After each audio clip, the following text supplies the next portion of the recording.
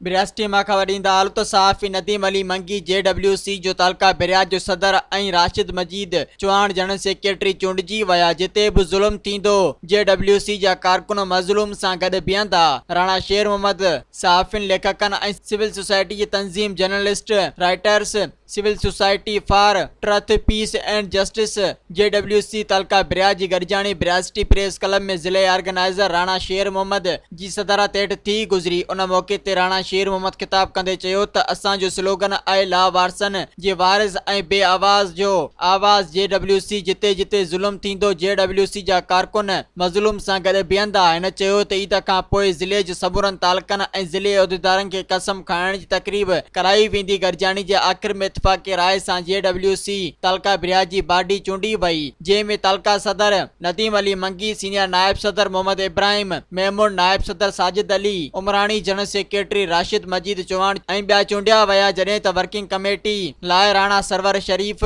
मोहम्मद रफ़ीक उमरानी, इरफान अली ऐं ॿिया चूंडिया विया। चूंडियल बाडी खे गुलनि जा हार पाराए मुबारकबाद ॾिनी वई। मज़ीद ख़बरनि ऐं तफ़सीलात लाइ विज़िट कयो असांजी वेबसाइट www.awamiNewsHD.com ऐं ॾिसंदा रहो अवामी न्यूज़ HD।